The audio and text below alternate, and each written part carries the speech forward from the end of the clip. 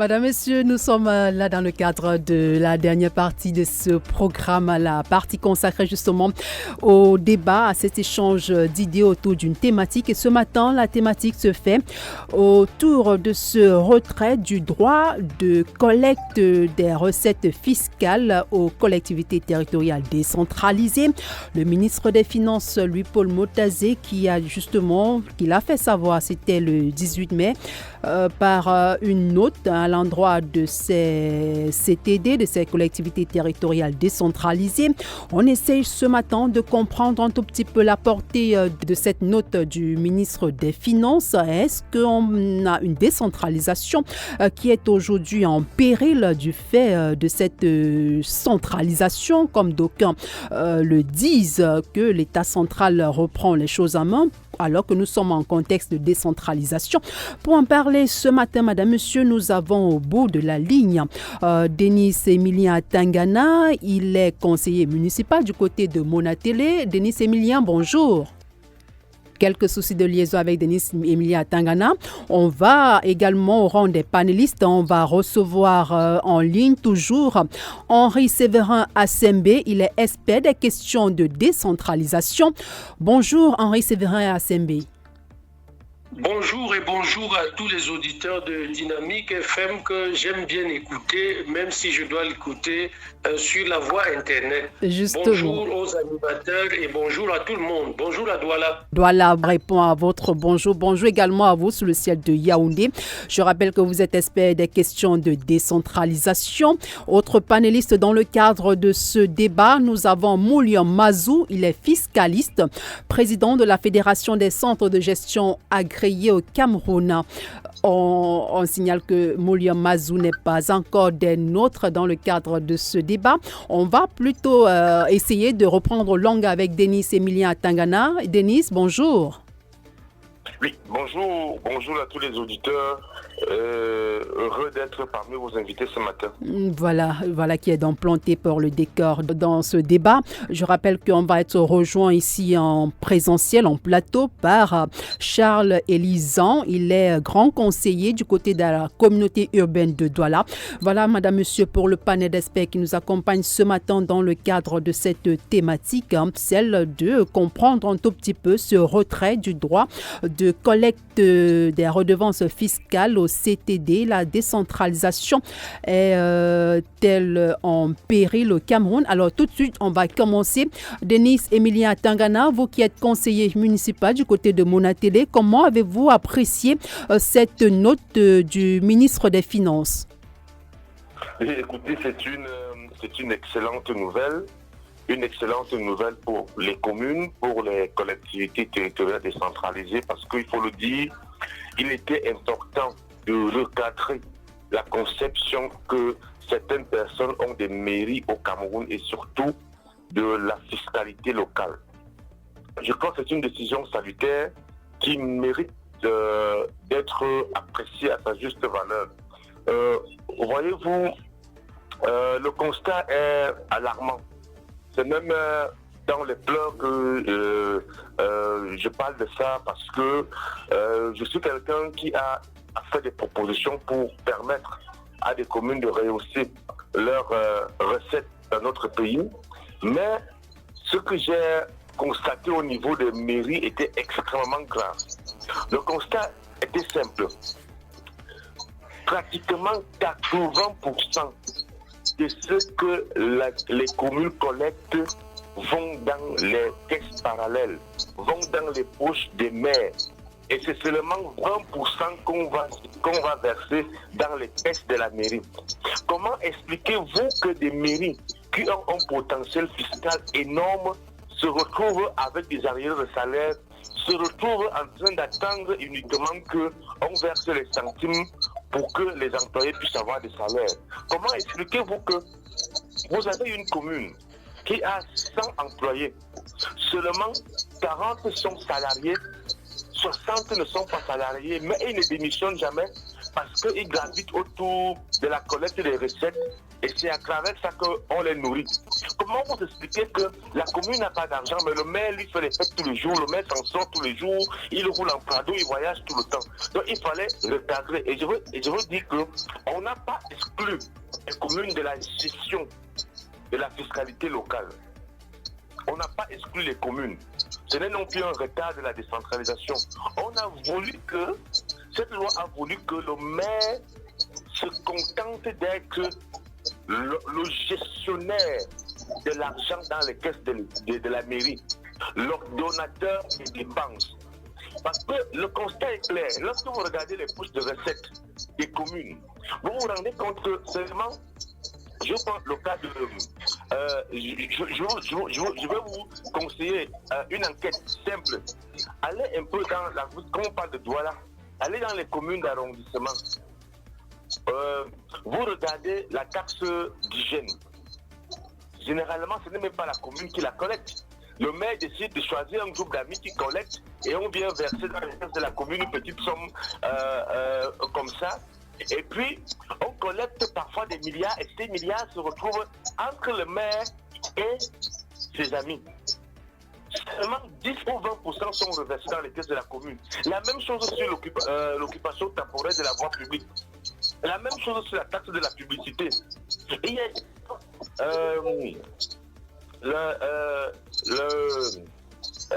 la taxe sur, je voulais dire, le permis de bâtir. Est-ce que vous savez que les petites communes qui sont aux environs de Douala peuvent vous permettre d'avoir, seulement pour le permis de bâtir, 2 à 3-4 milliards par an? Mais qu'est-ce que les maires font? Lorsque le service technique finit d'analyser, les gens viennent payer par derrière. Et ça n'entre pas dans les caisses de la commune. Et moi, je suis surpris que les gens passent le temps à dire non, la décentralisation n'avance pas.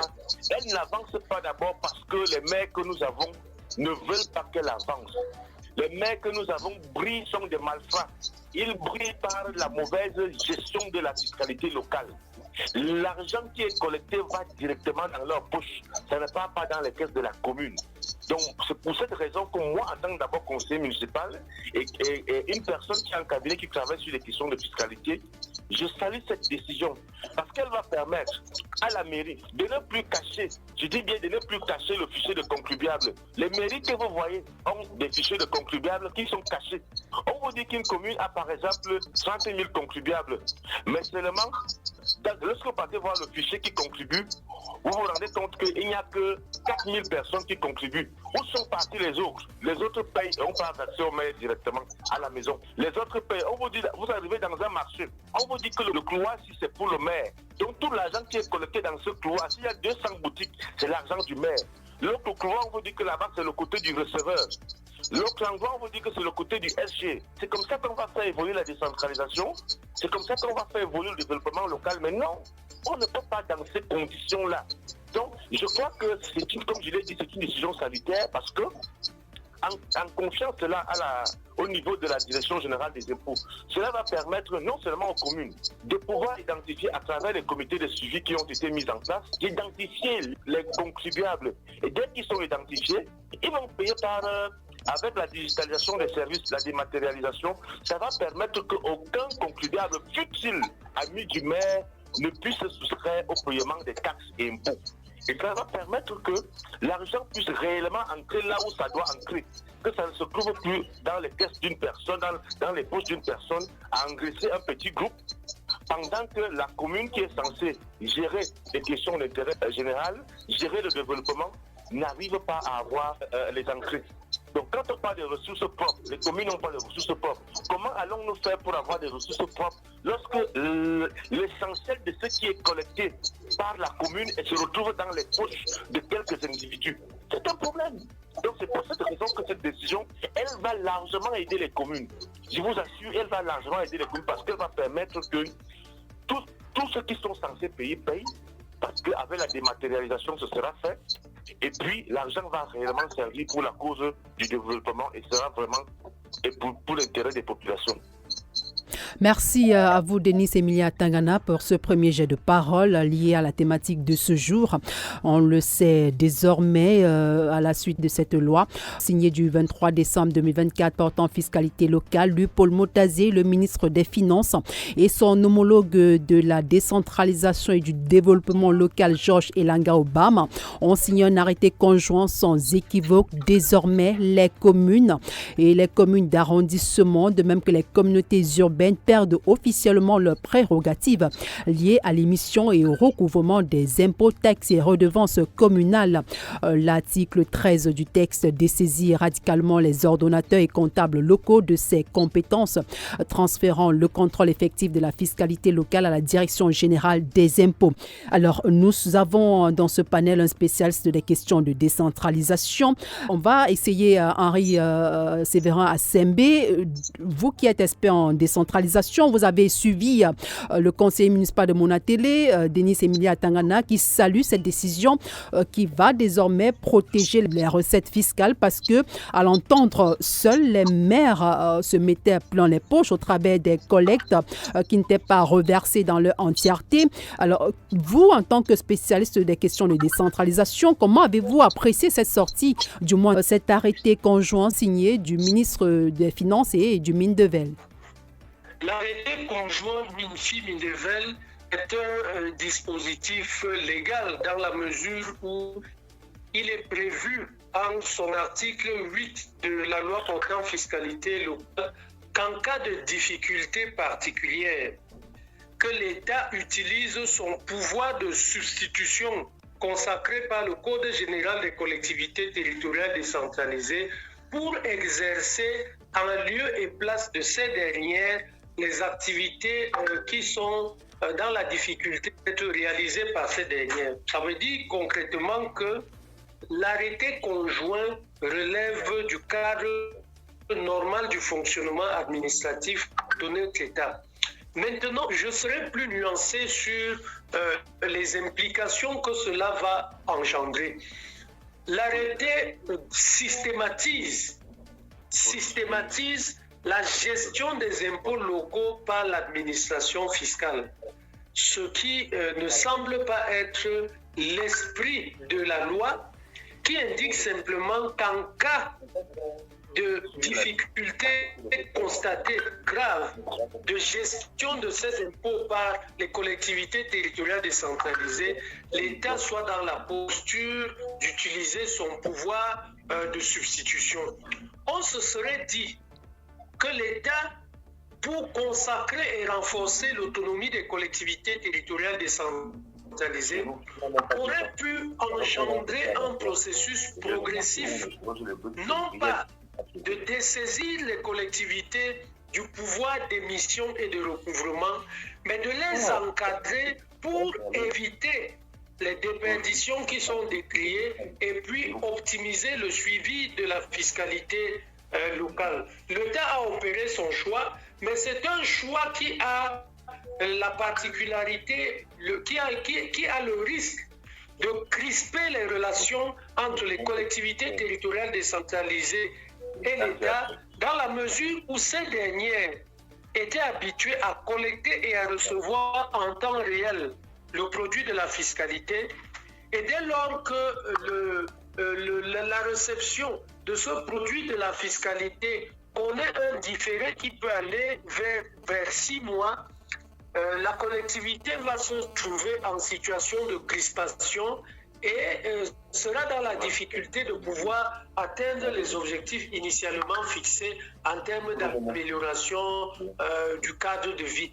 L'État indique également que cette action vise à renforcer l'augmentation du volume des recettes liées à la collecte du produit de la fiscalité locale, ce qui peut visiblement être vrai dans la mesure où l'État a non seulement la compétence, mais les mécanismes contraignants qui peuvent permettre aux contribuables, qu'ils soient contents ou qu'ils ne soient pas contents, de sacrifier au régime du paiement de l'impôt, et naturellement que cela va substantiellement augmenter le produit de la fiscalité locale. On se serait dit en définitive que l'État aurait pu regarder la chose de manière mitoyenne, sans attaquer de manière forte l'autonomie de CTD. Il aurait pu renforcer la dimension pédagogique liée à la collecte et au recouvrement des impôts. Parce que lorsque vous regardez même ce qui peut être considéré comme un fait querellé, au niveau global, ça ne représente pas grand-chose par rapport au volume qui circule au niveau étatique. Ça doit se situer autour, la promesse de l'État doit se situer autour de 102 milliards, si mes chiffres sont exacts. Et quand vous mettez 102 milliards en rapport avec 8800 milliards, vous voyez très bien que la disparité est énorme et l'État aurait bien pu économiser l'énergie de s'intéresser à la gestion de ce type de recettes, mais plutôt renforcer les mécanismes d'encadrement des collectivités pour non seulement éviter les déperditions, mais surtout augmenter ce volume au même niveau. Voilà ce que je peux dire globalement par rapport à ma première intervention. Alors, pour vous, il s'agit là d'un coup de massue porté justement à cette décentralisation qui est en marche au Cameroun? Il ne s'agit pas d'un coup de massue, parce que la décentralisation prévoit des mécanismes de régulation. Il s'agit d'un mécanisme de régulation pris par l'État qui rentre dans l'ordre normal, mais dont l'État pouvait se priver pour donner la possibilité aux collectivités, d'augmenter le régime de leurs responsabilités. Parce que pour collecter, il faut apprendre à collecter. Je suis pour que les collectivités apprennent à collecter, apprennent à sécuriser et apprennent à assurer la gestion post-sécurisation. L'État du Cameroun a également le devoir d'amener les collectivités au niveau de performance qui leur permet de devenir autonomes. Si nous ne donnons pas aux collectivités la capacité à marcher elles-mêmes sur les deux pieds, à savoir gérer leurs ressources de manière autonome en collectant les recettes et en les affectant, et il est naturellement évident que les collectivités prendront plus de temps à produire les effets attendus par la décentralisation. Merci à vous, Henri Sévérin Assembe. On va prendre Moulian Mazou qui nous a rejoint dans le cadre de ce débat. Moulian Mazou, bonjour. Bonjour Marie. Voilà, vous êtes fiscaliste, vous êtes justement président de la Fédération des centres de gestion agréés au Cameroun. On a cet arrêté conjoint signé du MINFI et du MINDEVEL qui retire désormais au CTD cette prérogative d'émission et de recouvrement des recettes fiscales locales. Alors, votre regard sur cet arrêté de ces deux administrations, aujourd'hui, on parle tantôt d'une décentralisation qui se veut désormais une centralisation. Bon, moi, ce qui m'intéresse dans cette disposition, cet arrêté, c'est l'aspect technique qui vise à transférer les fonds et à sécuriser les fonds qui proviennent des populations, des contribuables, destinés aux communes. Le transit à travers les caisses, à travers la DGI pour le recouvrement. Est-ce qu'après ce transit-là, les fonds sont arrivés normalement dans les caisses des communes? C'est ça ma préoccupation, parce que le débat sur la décentralisation, la centralisation, certains de ces aspects sont toujours sur les aspects politiques. Et moi, en tant que fiscaliste, je m'occupe beaucoup plus et je m'intéresse à l'aspect recouvrement, sécurisation et reversement. Parce que lorsqu'on parle de décentralisation, certains peuvent avoir l'impression qu'on est en train de confisquer le pouvoir des communes, mais il faut donc analyser plutôt d'où on vient. Est-ce qu'à l'époque où toute cette taxe était couvrée par les communes directement, est-ce que c'était rentable? Est-ce que les communes étaient bien outillées sur le plan financier? Est-ce que les communes s'en sortaient? Est-ce que les communes parvenaient à faire un bon recouvrement? C'est ça ma préoccupation. Et je trouve que le schéma qui est appliqué maintenant permettra une bonne circulation des ressources financières et peut-être à long terme, les communes seront financièrement à l'aise et pourront s'occuper d'une manière claire, d'une manière efficace au problème des populations. Donc c'est ça ma démarche et je trouve que sur le plan technique, sur le plan d'organisation de travail technique, il y a des intervenants à chaque bout et chacun fait son travail. Et si la chaîne est bien suivie, je pense qu'il n'y a aucun problème. De votre regard d'expert, justement, des questions de collecte et de sécurisation des recettes, est-ce que jusqu'ici les communes menaient à bien cette tâche? Mais la réponse va de soi, puisque les études ont été menées avant la réforme. Et on s'est rendu compte que il n'y avait plus de taxes. Il y avait tout un inventaire de taxes à payer.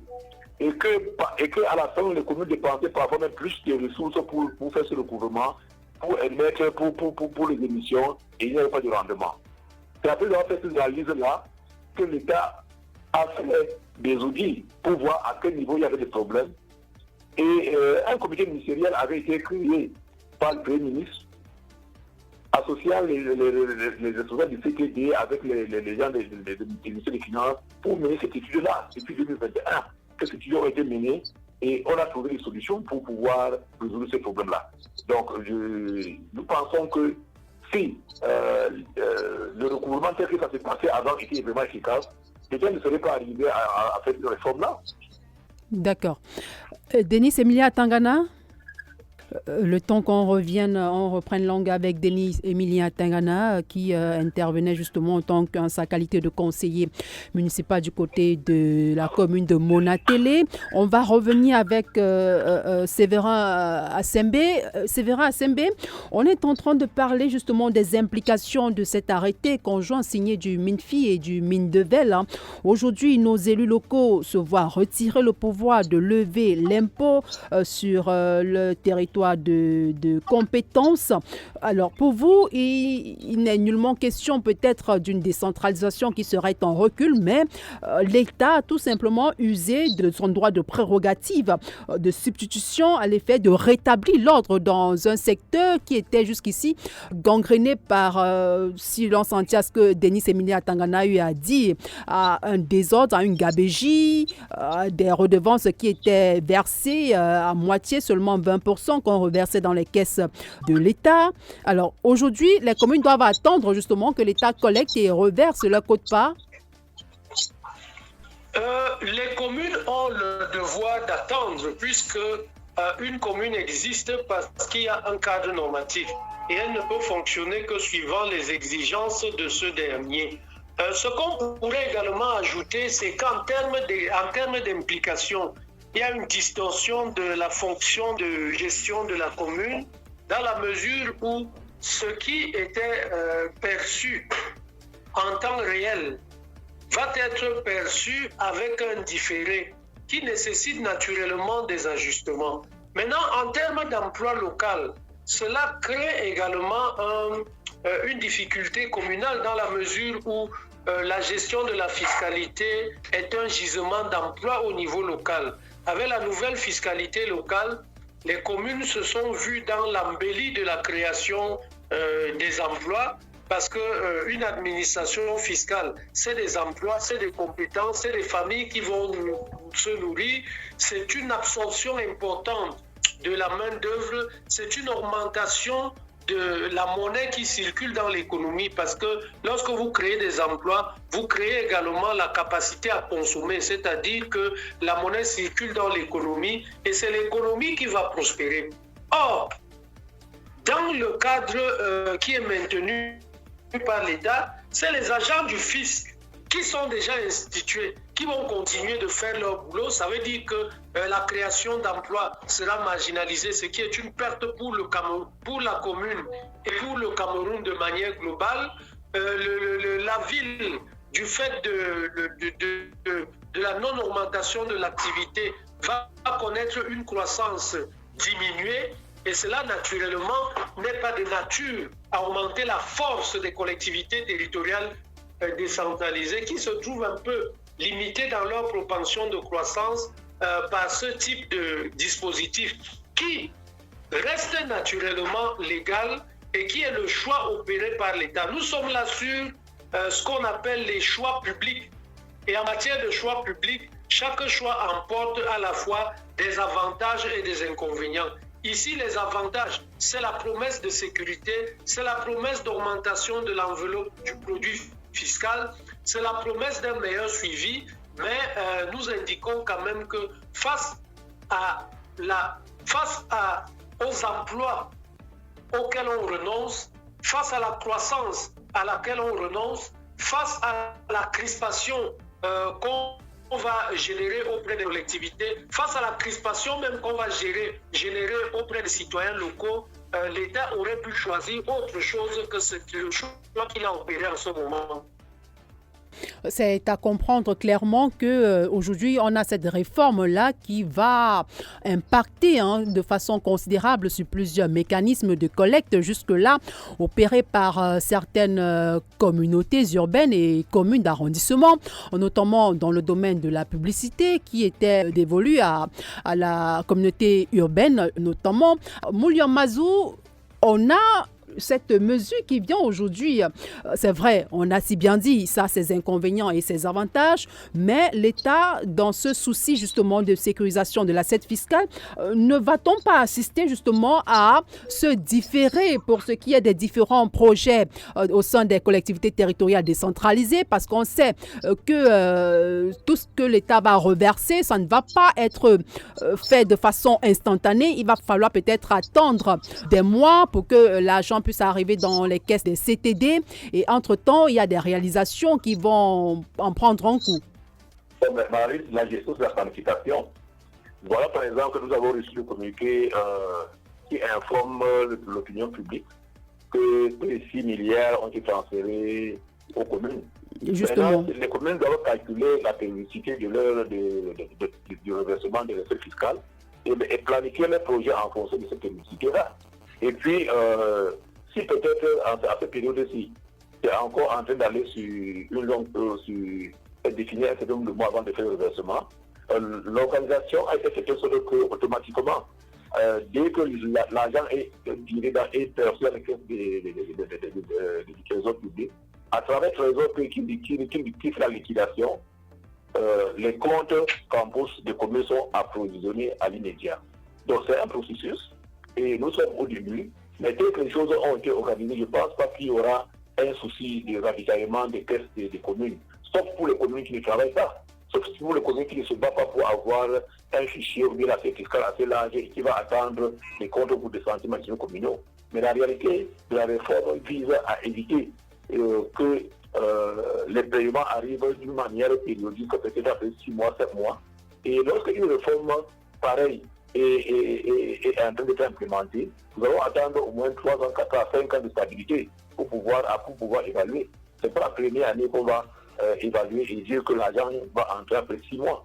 Et en même temps, les recettes des communes ne sont pas exclusivement les recettes de la fiscalité locale. Il y a d'autres activités et d'autres sources de revenus sur lesquelles les communes peuvent travailler et planifier leur fonctionnement. Denise Emilia Tangana, on a ces centimes additionnels communaux qui sont toujours attendus par les CTD et qui n'arrivent pas toujours à temps. On a les communes aujourd'hui qui accusent des retards dans la réalisation des différents projets du fait de ce retard observé au niveau central, au niveau de l'État central. Cette mesure ne va-t-elle pas aujourd'hui plomber davantage les réalisations au sein des collectivités territoriales décentralisées, Denise Emilia Tangana? Oui, mais comme je vous le disais, moi je prends une étude de cas simple. Moi je prends le cas de la commune de Monatiré dans ce que nous prélevons. Vous comprenez? En 2000, le compte administratif de notre commune indique que pour les loyers, les immeubles que nous avons, en 2023, la commune a collecté 45 millions sur les loyers de ses propres bâtiments. 45 millions. En 2024, notre commune a réussi à collecter 33 millions. C'est-à-dire qu'on a baissé les 40% les loyers. Au lieu que les loyers augmentent, les loyers baissent plutôt. En 2025, la commune a collecté sur ses propres bâtiments 11 millions. C'est-à-dire qu'on a encore réduit. Comment on peut aller de 2023 où on collecte 45 millions pour descendre en 2025 à 11 millions? L'argent est parti dans les poches. Vous prenez les taxes. Quand vous prenez les comptes administratifs des communes, vous vous rendez compte que les lignes qui ont de l'argent, c'est l'argent qui a été collecté par les impôts. Mais l'argent qui est collecté par la mairie elle-même, par la commune elle-même, est dérisoire. Comment vous expliquez qu'une commune où on égorge les bœufs tous les jours, et la tête d'un bœuf égorgé, c'est 10 000 francs. Dans le compte administratif, on vous dit que vous avez seulement 150 000 francs CFA. C'est-à-dire que pendant un an, on a égorgé seulement 15 bœufs. Est-ce que ça peut s'expliquer? Ça ne peut pas s'expliquer. C'est pour ça que je vous dis qu'il y a des communes en réalité qui ne devraient pas avoir les problèmes d'argent. Cette histoire qu'on dit non, on attend les centimes, ça ne devrait pas y avoir. Donc la décision là, je vous assure, elle va faire du bien aux populations. Cette décision va largement aider. Parce qu'on ne peut pas continuer à enrichir quelques individus. Et ce qui est bien dans cette loi, dans cette circulaire, est qu'aujourd'hui, il y a la dématérialisation. Dès qu'on vous a déjà identifié comme contribuable, vous ne pouvez plus vous soustraire de payer vos taxes. Et il y a des outils informatiques aujourd'hui qui permettent de collecter au niveau de tous les postes de recettes. Il y a des terminaux marchands qui permettent de collecter de l'argent et dès que vous avez payé 100 francs, ça signale au niveau du serveur, que ce soit au niveau des centres de fiscalité locale ou au niveau du receveur du serveur de la commune. Donc là, on amène un peu la transparence dans l'affaire. Le débat sur lequel est-ce que la direction générale des impôts va reverser l'argent qui sera collecté, c'est un faux débat. Il n'y a même pas de débat. Si même 50% de ce qui est collecté, c'est déjà un pas de plus. Parce que je vous dis que, quand je dis même que 20% de ce qui est collecté au niveau des communes va à la caisse des communes, ce que je suis d'ailleurs très gentil. Mais c'est extrêmement grave.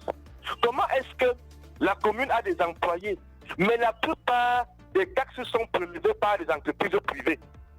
C'est des régies. Les maires gèrent ça en régie. Ça s'explique. Les concessionnaires, ça s'explique comment? À quoi servent donc tous les employés qu'il y a dans la mairie? Ils servent donc à quoi finalement? Si le maire gère tout en concession, avec les concessionnaires en régie. Donc comme je vous ai dit, c'est une loi salutaire. Hein? Est-ce que, bon, au-delà de tout, est-ce que vous avez suivi un maire bronché? Est-ce que depuis que cette circulaire a été publiée, vous avez suivi les communes et villes unies du Cameroun, qui est l'association qui défend les intérêts des maires bronchés? Parce qu'ils savent qu'il y a toute une mafia autour de cette affaire. Une mafia municipale. Parce que les gens ont détourné l'idée de la décentralisation. Les gens ont une autre conception. Ils ont utilisé les communes. On se plaint avec l'État central, mais ce qui se passe au niveau des communes est encore plus grave. Vous prenez une poche de recettes qui est à mesure de collecter 2, 3, 4 milliards. Mais vous allez voir au niveau du compte administratif, il n'y a même pas 1 million. Mais qu'est-ce qui peut expliquer ça? Je vous prends des communes comme Obala, dans la Léguier.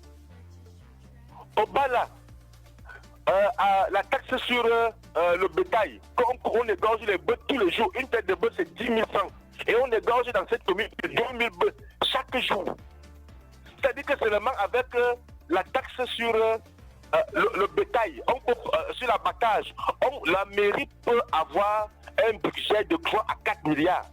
Mais le compte administratif de la commune de Bala n'atteint pas 2 milliards.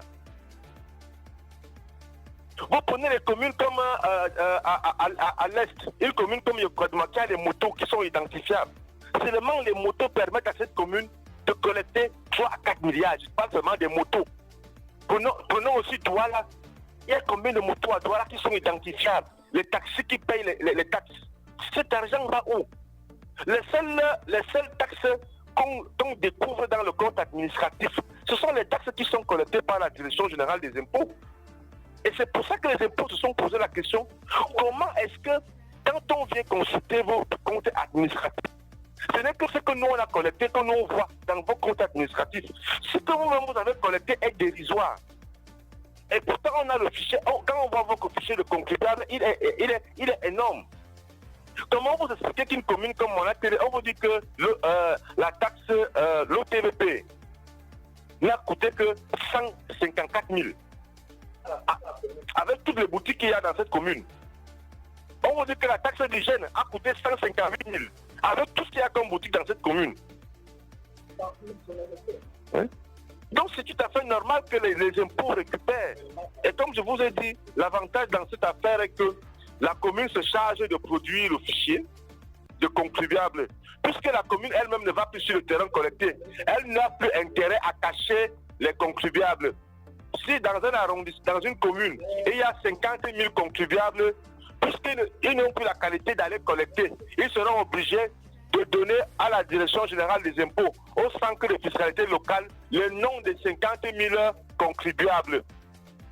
Et maintenant, la commune a encore l'autre possibilité, c'est qu'à travers le comité de suivi, elle peut venir vérifier qui a payé, qui n'a pas payé. Et en fonction du fichier de contribuables, elle sait que j'attends telle somme. Et puis la collecte ne se fait pas, la collecte se fait de manière conjointe.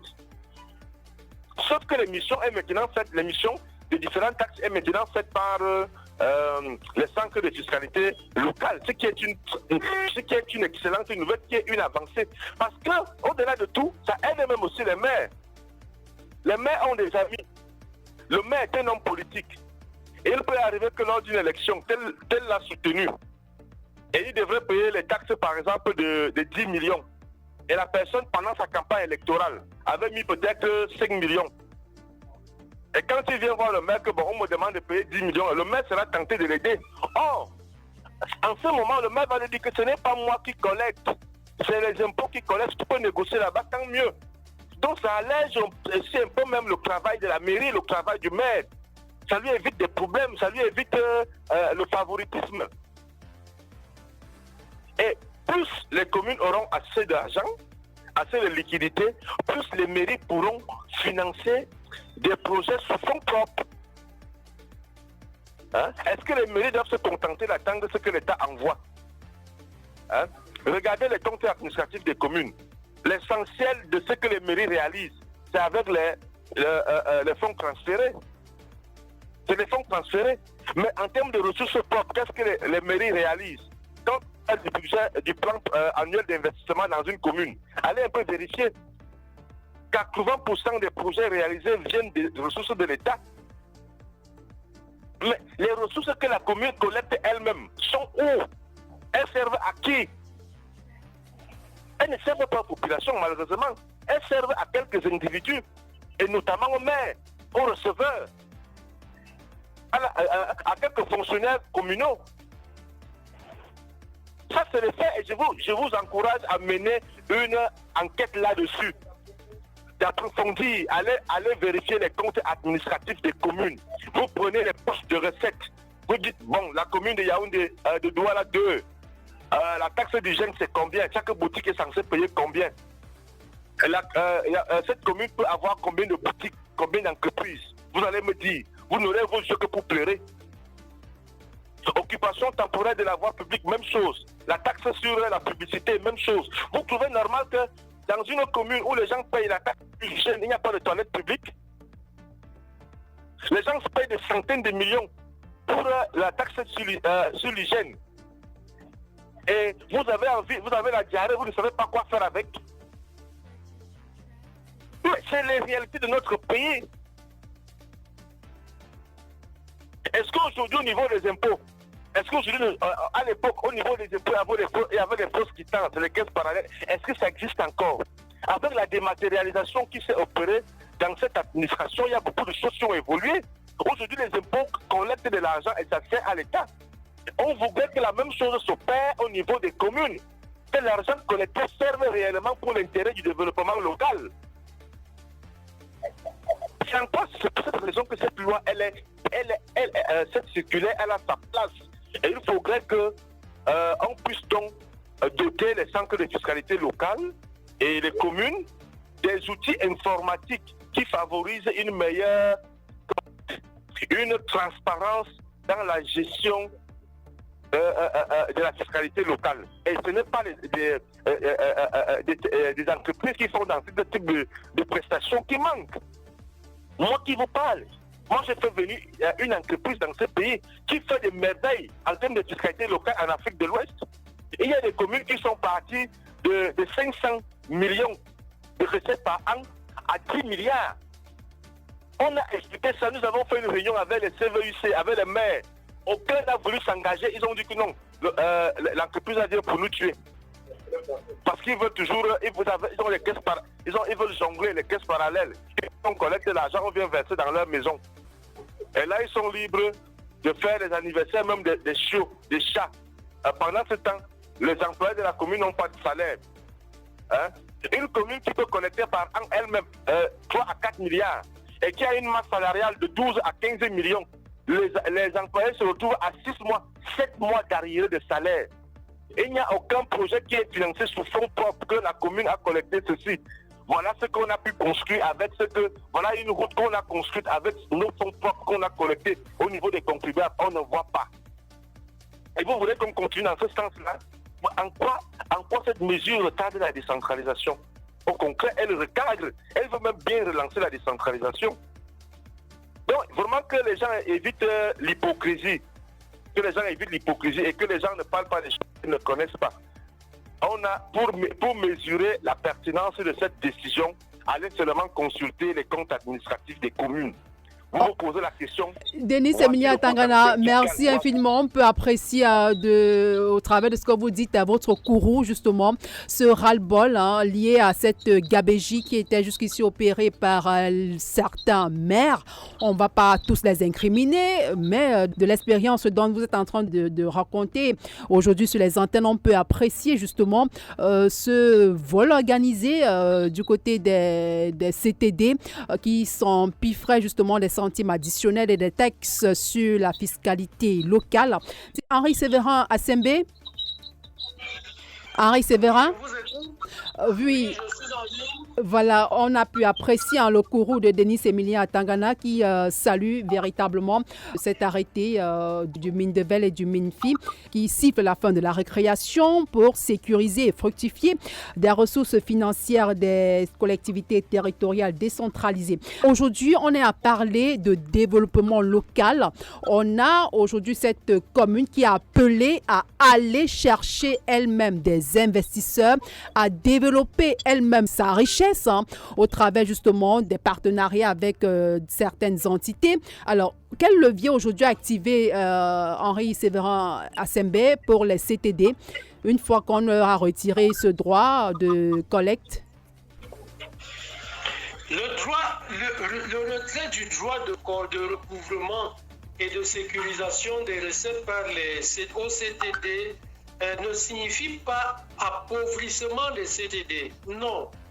Il faut indiquer que l'État a une promesse supérieure à ce que les CTD avaient l'habitude de collecter. Ça veut dire la promesse de l'État, c'est d'enrichir les CTD. L'État demande aux CTD à quoi sert l'autonomie si on n'a pas d'argent. La vraie autonomie, c'est le pouvoir d'achat. C'est ce que l'État est en train de vendre aux CTD. Maintenant, les CTD doivent s'organiser autour de cela. Pour renforcer leur capacité à comprendre les nouveaux enjeux de la fiscalité locale. Parce qu'habituellement, l'impôt local était collecté par la force physique, c'est-à-dire c'est des awara qui arrivaient sur le marché et collectaient tout ce que vous pouvez imaginer. Désormais que c'est fini, il va falloir reconvertir le personnel communal à d'autres compétences qui vont nécessiter une intellectualisation plus importante de la fonction de suivi local. Les communes vont donc sur cette base répondre à la question de savoir, maintenant qu'on aura une augmentation des recettes, si la promesse de l'État est vérifiée, qu'est-ce qu'on fait? On peut donc se tourner vers le développement du secteur privé. Parce que plus vous avez de l'argent, plus votre capacité à investir est forte. Plus vous avez de l'argent, plus vos personnels sont en sécurité et plus leur propension à la productivité est forte. Plus vous avez de l'argent, plus votre capacité de négociation avec les milieux financiers forts, parce que ne l'oubliez pas, c'est l'argent qui appelle l'argent. Et plus vous en avez, plus il vous viendra. Voilà 3 pistes vers lesquelles les collectivités peuvent se tourner pour optimiser les effets de la fiscalité locale et surtout donner du sens au fait que l'État leur apporte de l'argent qui va nécessiter une nouvelle projection du développement. Vous savez aussi que si un enfant n'était pas habitué à manger 2 kilos de viande, le jour où vous lui en apportez 4, il risque de faire une constipation ou une indigestion et c'est quelque chose qui risque d'arriver aux collectivités qui peuvent ne pas être préparées à recevoir le volume d'argent que l'État leur promet. Merci à vous, Henri Sévérin Assembe. Merci pour ces pistes, ces leviers que les mairies doivent désormais activer à l'effet de sécuriser leurs fonds et d'élargir l'assiette fiscale pour mener à bien les différents projets de développement dans leur collectivité territoriale. Moulia Mazou. Oui. Moulia Mazou, on a cette annonce qui a été faite par le ministre des Finances, Louis-Paul Motazé, cette annonce qui a été faite justement par le patron des finances au Cameroun, qui fait état de ce qu'aujourd'hui les collectivités territoriales décentralisées peuvent apprécier cette bonne nouvelle. On parle de plus de 6 milliards de francs CFA qui viennent d'être reversés par le Trésor public dans les comptes ouverts des CTD du côté de la Campost. C'est effectif depuis le 18 mai 2026. Une enveloppe qui représente le solde de l'impôt général synthétique IGS pour la période allant de mai à décembre 2025. Au total, on parle là de plus de 10 millions de francs CFA qui ont ainsi été collectés et reversés aux communes par le ministère des Finances en 2025 en termes de revenus issus des impôts généraux synthétiques. Allô? Oui, Mouliam. Oui, justement, il y a une autre information qui est signée par le chef de division de la communication du MINFI qui informe le public du fait qu'il y a 6 milliards qui a été reversé aux communes pour la période allant de mai à décembre 2025. Je pense que c'est environ combien? C'est plus de 6 à 7 mois. Je crois que c'est environ 7 mois. Bon, mais en réalité, j'estime que le montant est faible en réalité pour la période de 7 mois. Mais c'est déjà quelque chose, puisque la première année de la réforme. Sur la promesse, nous ne pouvons pas déjà savoir combien à l'époque les mairies pouvaient elles-mêmes déjà mobiliser, puisqu'il n'y a pas de chiffres concrets par rapport à ça. C'est une période de 6 à 7 mois. Mais ce qu'on peut comprendre, c'est qu'il y a déjà au moins une communication sur ce qui a été recouvrer et reverser aux communes. Maintenant, afin que la période puisse s'augmenter, il faudrait que les communes travaillent. C'est aux communes de travailler sur les fichiers des contribuables, d'améliorer la quantité de la population fiscale, puisqu'ils n'ont plus aucun intérêt à cacher, puisque ce n'est pas eux qui font le recouvrement. Bien qu'ils peuvent être associés au contrôle sur le terrain, ils vont travailler avec les états des impôts. Donc il est urgent donc maintenant pour les communes de comprendre avec les unités de suivi local qui sont mises sur pied, notamment l'unité d'appui, l'unité d'appui à la section d'appui à la gestion et l'assiette fiscale et au contrôle. C'est cette section-là qui est chargée de la mobilisation des contribuables. Cette section contribue à l'identification des contribuables et les assister dans les procédures d'immatriculation. Donc ils doivent fouiller leur prospecter un peu partout et identifier le nouveau contribuable afin de les immatriculer. Comme vient de me dire M. Atanga, une fois qu'un contribuable est immatriculé en ligne et dans le fichier d'un centre de fiscalité local, il ne peut plus échapper aux impôts. Donc c'est là la contribution des agents de la commune qui est sortie et contribuer l'information pour le formel. Ils doivent également apporter le concours, cette unité-là, au recensement des propriétés immobilières, à l'identification de leurs propriétaires. Vous savez que de leurs locataires également, les activités sont menées. Ça veut dire que c'est eux qui font un travail de fond sur l'identification des contribuables. Les propriétaires, vous savez que également les recettes de la taxe foncière et de l'administration des bails et tous les autres là, tout ça, ça revient aux communes. Donc, il y a beaucoup de finances, il y a beaucoup de recettes sur le terrain, il y a beaucoup de niches sur le terrain, et les agents de communes travailleront pour identifier tous ces niches-là, pour identifier les contribuables encore non fiscalisés afin d'augmenter le fichier des contribuables.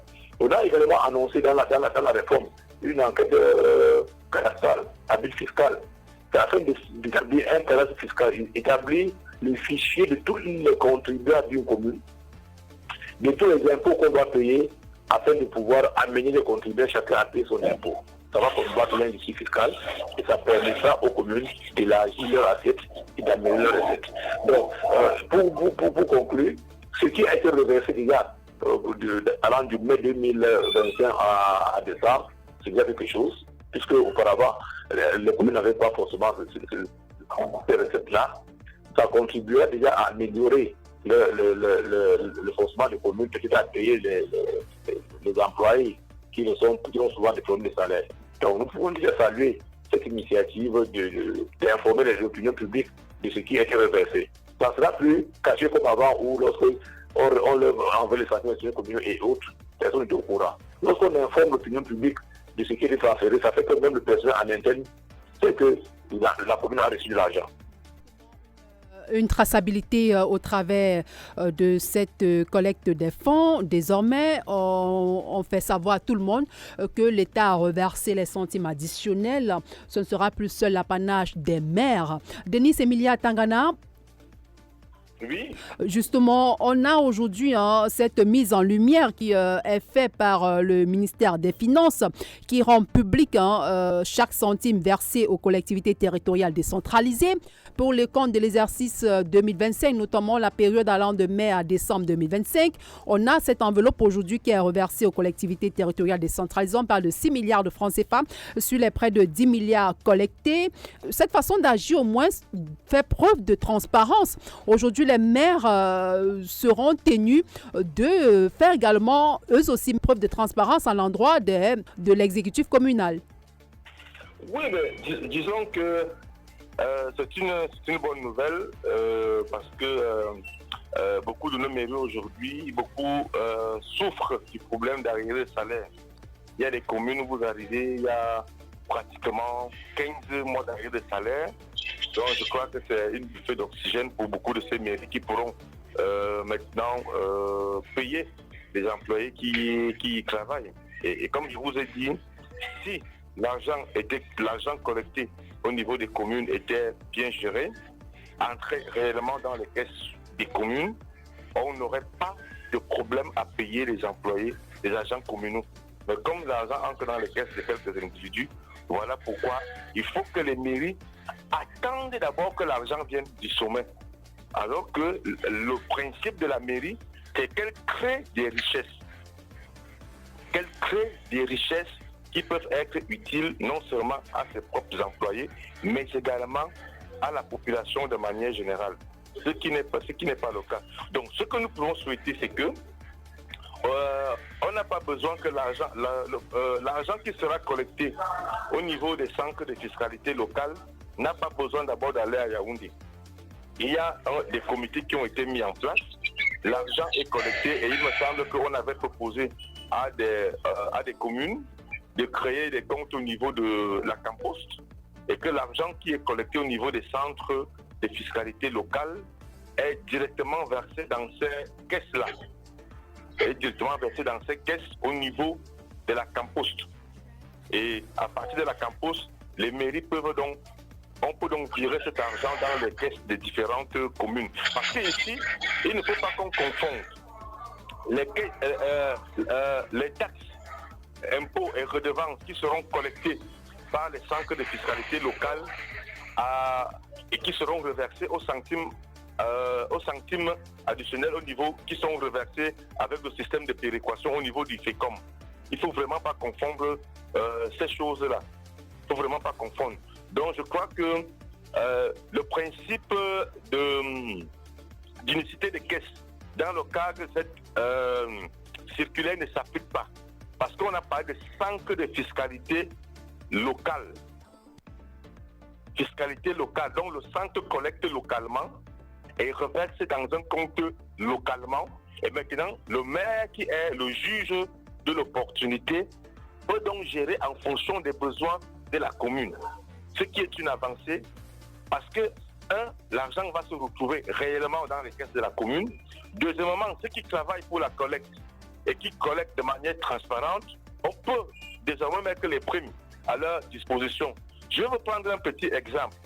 Si vous avez entendu parler du e-visa, pendant des années, les Camerounais, du moins ceux qui voulaient visiter le Cameroun, vous prenez des visas au niveau des ambassades et des consulats. Mais au niveau des caisses de l'État, on ne parvenait jamais à atteindre 2 à 5 milliards par an collectés par les frais des visas.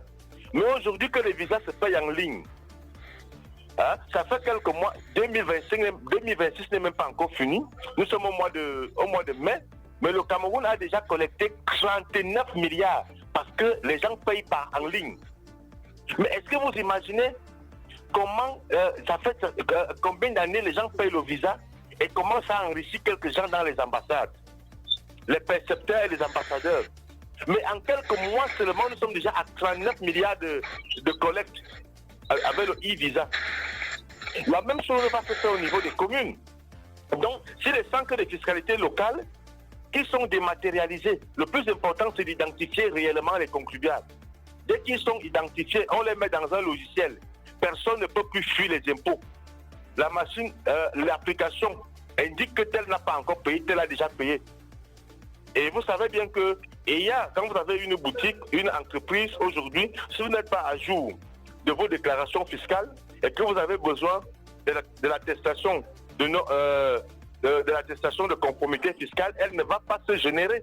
Donc, avec cette méthode-là, ça va contraindre beaucoup d'entreprises, beaucoup d'entrepreneurs à payer réellement les taxes et à ne plus payer par derrière, à ne plus aller payer dans la cuisine du maire ou bien chez la troisième ou bien la 7e femme du maire pour que son entreprise puisse résister. Ça ne va plus exister. Donc, c'est des mesures salutaires. Maintenant, il faut simplement aussi que la transparence existe entre les deux, le centre de fiscalité locale et les différents comités qui ont été mis en place. Et tels que ces comités ont été mis en place, je suis convaincu qu'avec beaucoup de volonté, ça va bien fonctionner. D'accord. Henri Séverin Assembe, aujourd'hui on parle de transparence, on parle de numérisation pour une sécurisation des recettes issues des CTD, parce qu'aujourd'hui les CTD ont vocation à créer de la richesse et cette richesse que va créer justement les CTD permettra à ce que les CTD soient de moins en moins dépendantes de l'État central. Les CTD ont été mis en place pour ne pas dépendre de l'État central. On ne construit pas du développement sous perfusion.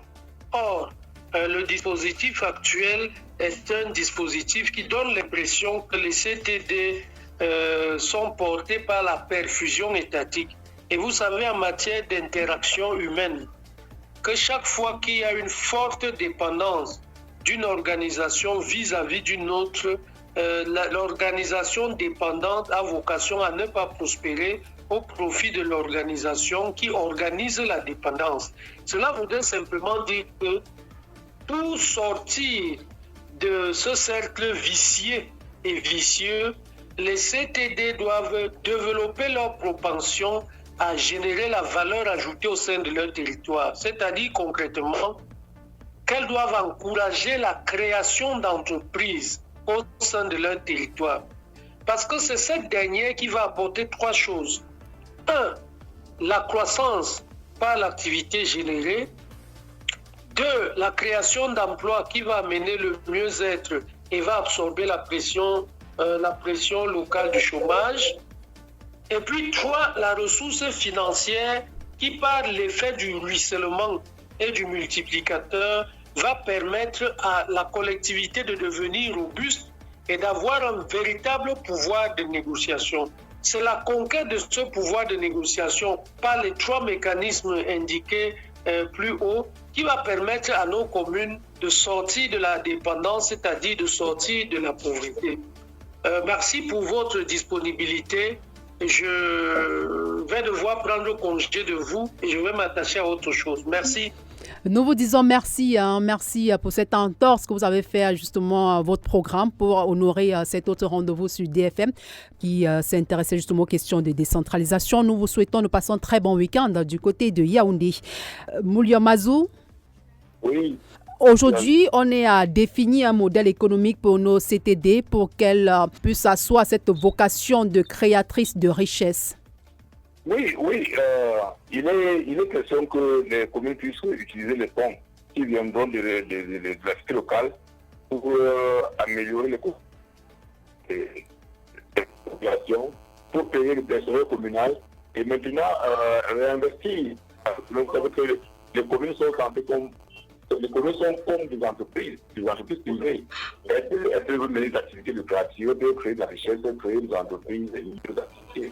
Donc, moi, je ne vois pas de soucis au niveau du personnel qu'on parle qui sont au chômage, parce qu'en fait, ce personnel peut être reconverti dans d'autres activités.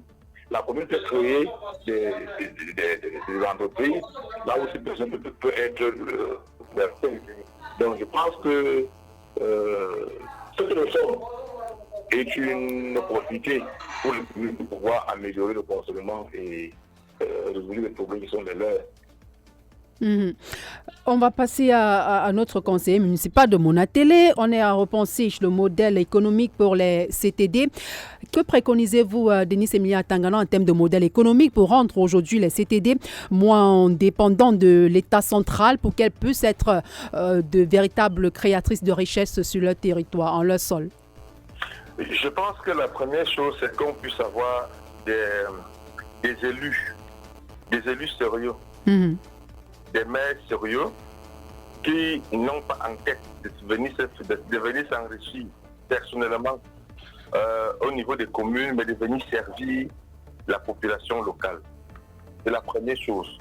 Et lorsque cela est dit, le maire doit donc s'entourer des experts qui peuvent permettre. Le Code général de la décentralisation a été assez clair sur les missions qui incombent à une commune. Et je peux vous rassurer qu'aucun investisseur ne peut venir mettre son argent dans une entreprise qui ne fonctionne pas bien. Aucun investisseur.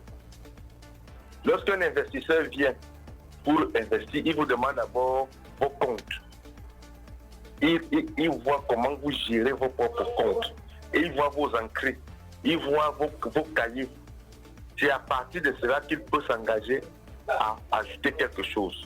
Mais lorsque vous avez une gabegie financière, vous avez un fonctionnement qui ne correspond à rien, vous voulez que l'investisseur vienne faire quoi? Il n'a aucune garantie qu'en mettant son argent dans un projet, il peut réussir. Les mairies aujourd'hui ont un très grand potentiel. Moi, j'ai toujours dit qu'une mairie qui peut avoir 1 à 2 milliards de budget, cette mairie-là peut premièrement désenclaver tout son arrondissement. Il y a des mairies aujourd'hui, des communes aujourd'hui où vous arrivez et il y a un tas de plancton qui est là quand vous vend à 5 000. Mais vous faites comment pour transporter ce tas de plancton pour Yaoundé ou bien Douala? Parce qu'il n'y a pas de route. Donc voilà, on a toujours dit que là où la route passe, le développement suit. Donc le modèle économique dont on parle aujourd'hui repose d'abord sur les hommes qui sont à la tête des communes. Et si vous regardez le profil de ceux qui sont à la tête de nos communes aujourd'hui, ces deux personnes, ce sont les retraités. C'est-à-dire qui ont été dans l'administration centrale, qui ont largement combattu la décentralisation et qui sont conscients qu'il y a une gabegie au niveau de la gestion des communes, qui viennent prendre les communes pour entretenir la même gabegie.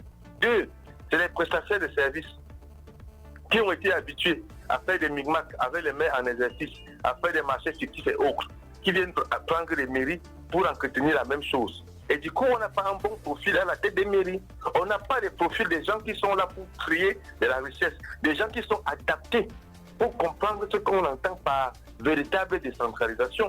Et vous allez voir avec la nouvelle, avec cette circulaire, vous allez voir qu'il y aura peu d'engouement aux prochaines élections.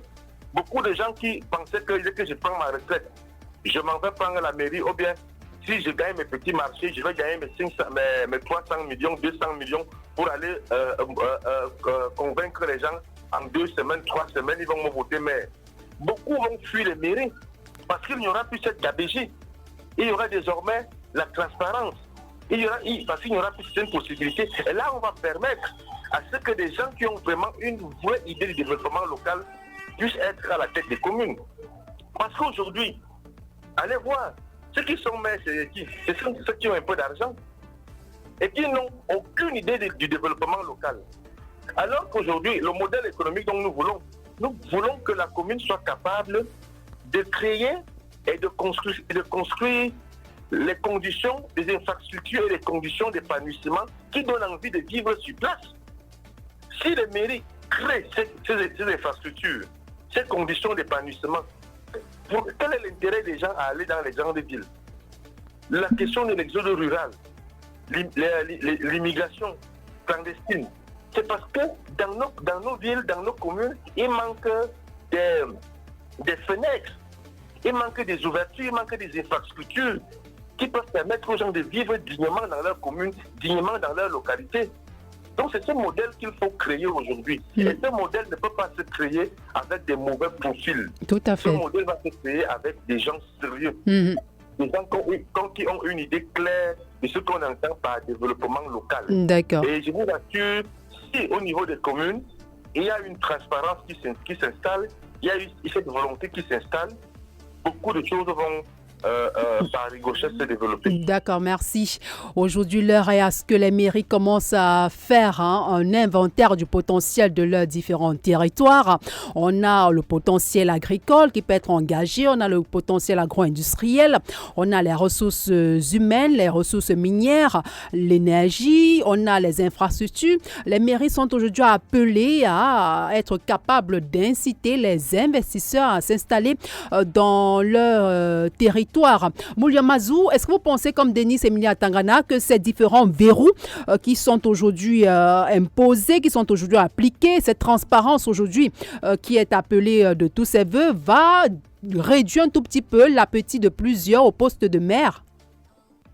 Oui, bon, il est évident que les gens, le poste de maire au Cameroun, on n'a pas défini un profil pour être maire. Vous allez voir les commerçants qui se trouvent là-bas, vous allez voir les hommes qui se trouvent là-bas, vous allez voir les retraités, tout le monde y arrive.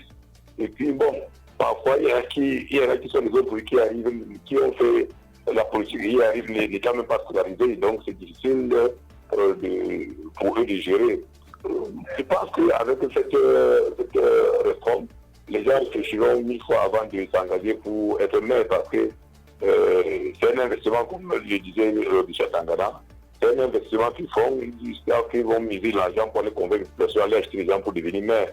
Et je voudrais vous dire que vous avez dans près de 80% des mairies, tous les marchés, toutes les prestations qui sont faites au niveau de la mairie, les plus grosses prestations sont les entreprises des maires eux-mêmes.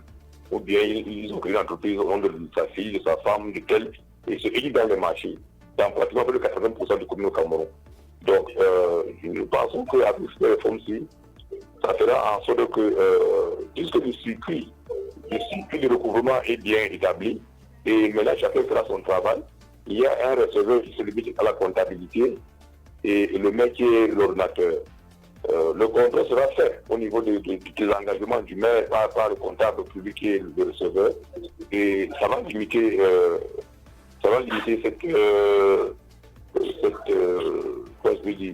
cette fraude-là, ce vol qui était organisé au niveau de la commune. Je peux vous dire que dans beaucoup de communes, pour arriver sur certains marchés, chaque secteur, chaque couloir du marché, ou bien chaque boutique a l'agent romain qui gère. Vous en avez dit que non, ça c'est le premier à jouer. Telle boutique, c'est le deuxième agent qui gère. Telle autre boutique, c'est la boutique du maire.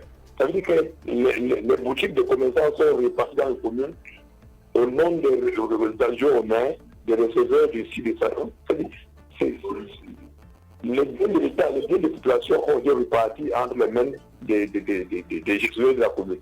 Donc, je pense qu'avec ces réformes-ci, tout ça va s'arrêter. D'accord. Un mot de fin en 1 minute chacun. Denis Emilia Tangana, on sort de l'émission.